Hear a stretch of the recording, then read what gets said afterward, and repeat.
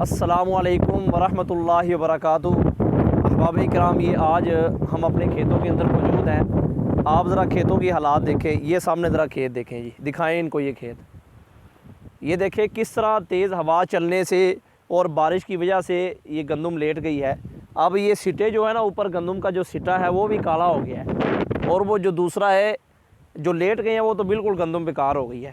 دوسری طرف آپ دیکھیں ذرا کہ وہ سامنے ابھی جو کاٹنے والے ہیں، گندم کاٹنے والے، وہ ابھی گندم کاٹ رہے تھے، تو ہوا کیا ہے کہ درمیان میں بارش آ گئی ہے۔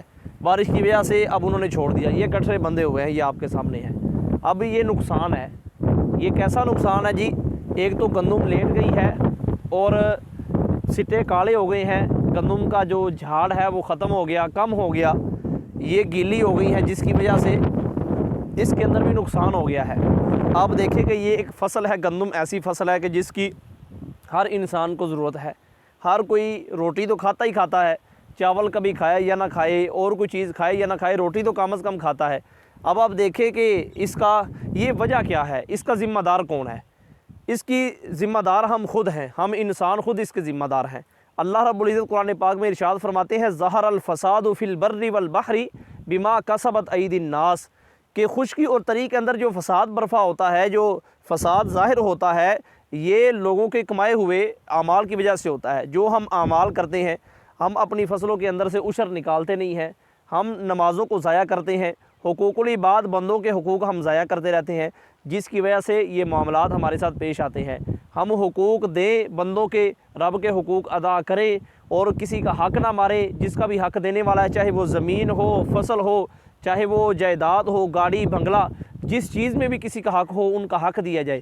حق نہیں دیتے، جس کی وجہ سے فساد آتا ہے۔ اور دوسری بات یہ ہے کہ یہاں ایک شبہ ہوتا ہے کہ وہ لوگ کہ جو مکمل طور پہ اللہ اور بندوں کے حقوق ادا کرتے ہیں، ان پہ یہ معاملات کیوں آتے ہیں، ان پہ یہ اللہ کی آزمائش ہوتی ہے۔ اس کا جواب یہ سمجھے کہ یہ ان پہ اللہ کی آزمائش ہے، اللہ ان کو بھی ساتھ آزماتے ہیں۔ سزا ان لوگوں کو دیتے ہیں کہ جو حقوق اللہ اور حقوق العباد کا خیال نہیں رکھتے، اور آزمائش ان لوگوں کی ہوتی ہے کہ جو ان چیزوں کا خیال رکھتے ہیں۔ لیکن اللہ رب العزت پھر جو حقوق اللہ اور حقوق العباد کا خیال رکھتے ہیں ان کو پھر بڑا نوازتے ہیں۔ آپ دیکھیں کہ کتنے دکھ کا اظہار ہے۔ یہ بھائی جان ان کو دکھائیں، سامنے بادل دکھائیں، کس طرح بادل ابھی دوبارہ برسنے کو تیار ہیں۔ آپ ذرا دیکھیں، اس طرح بھی دیکھیں، اور یہ دیکھیں ابھی جو بادل ہیں وہ دوبارہ کھڑے ہو رہے ہیں۔ یہ وہ سورج کی طرف کیمرہ کریں ذرا، سورج ابھی نکلا تھا، سورج ابھی لیکن وہ پھر چھپ گیا ہے۔ ابھی بادل جو ہے وہ دوبارہ برسنے کے لیے تیار ہے۔ تو اب دیکھیں یہ تباہیاں جو پھیل رہی ہیں، اس کے علاوہ اور بھی ملکوں کے اندر جو بارشیں ہیں، بے موسمی بارشیں، حضور علیہ الصلوۃ والسلام کے مبارک فرمان کے مطابق بے موسمی جو بارشیں ہیں، یہ ہونا بھی قیامت کی نشانیوں میں سے ہے۔ تو بھائی ہم سب مل کر دعا کرتے ہیں کہ اللہ رب العزت ہم سب پہ اپنی رحمت والا معاملہ فرمائے، اور ہمیں اپنے گناہوں سے توبہ کی توفیق عطا فرمائے۔ ہم اپنے گناہوں سے توبہ طائب ہوں، خود بھی ہوں، اور دوسروں کو بھی اس بات کی دعوت دیں تاکہ ہم اللہ کے ان عذاب سے بچ سکیں۔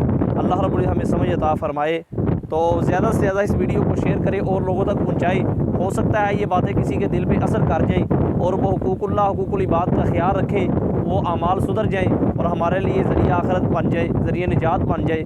اللہ رب العزت ہم سب پہ اپنا فضل فرمائے۔ السلام علیکم ورحمۃ اللہ وبرکاتہ۔